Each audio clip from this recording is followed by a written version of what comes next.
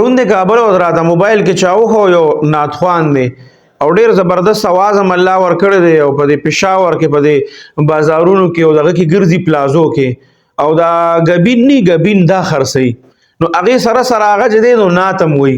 نو هغه نات چې دی نو هغه پته لګی نه په سوشل میډیا بچا اپلوډ کړي وایرل شوی به ډیر زیات نو بیا څه خلک داسې دي چې هغې وایي چې یاره دی خو ګوره څونه ښکلی اواز دی او د نبي کریم صلی الله علیه وسلم مدح بیانوي او د هغه تعریف بیانوي او څونه په ښه انداز کې بیانوي او خپله مزدوري هم کوي نو خامخا د انسان زړه غواړي چې یاره د سره مې 2 روپۍ مدد وکړي یا مې د ده سره څه ښېګړه وکړي نو د هغې د وجې نه هغې چا به بیا نور خلکو ته چې پته لګېدلی نو هغې به ویلي چې یاره د ده نمبر پکار دی د ده اډرس پکار دی د ده چا ایزي پیسه نمبر پکار دی داسې د امداد دپاره نو د هغې دپاره مونږ بلا پښتانه رونه چې دي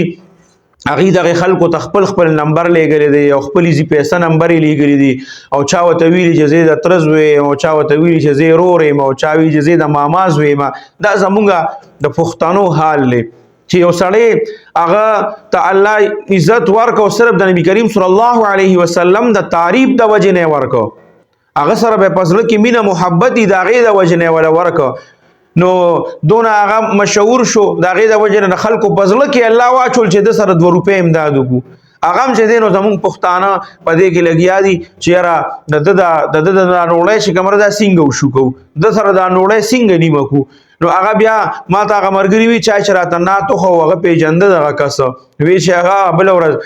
زمونږ یو ملګری دی هغه وی چې دله تلل غواړي او د ده نه باقاعده دغه ریکارډ کول غواړي چې یاره ستا په نوم باندې خلک دا تا ته در رسي که نه در رسي چې آیا د دې دا خلک یې ځان له وخي که نه نو د دې معلومات وي پکار دی نو هغه باقاعده د دې معلومات پکار دی خو زمونږ خلک چې دي نو دی لم لږ سوچ پکار دی اوس غریب سړی دی هغه ته به 2 روپو ضرورت وي د څه به ورته ضرورت وي او الله د هغه یو څیز مشهور که او خلکو په زړه کې واچول چې د سره مدد وکړو نو داسې هغه خپې نه دي وول پکار دا د هغه حق دی که څوک ورسره مدد کوي او هغه ته ورسي نو دا ګورې غلا ده باقاعده چې ته د هغه په ځای باندې خپل نمبر ورکړې خپل ایزي پیسه نمبر ورولېږې او تا ته د هغې نه تا ته به څونه پیسې په هغې کې راشي دا ګورې هم د غلا یو طریقه ده او دا د دې نه ځان ساتل پکار دی خاص دا چې څوک هم داسې کوي دا غلطه کوي دا مکمل ناروا دي او دا ناجایز دي او دا حرام دي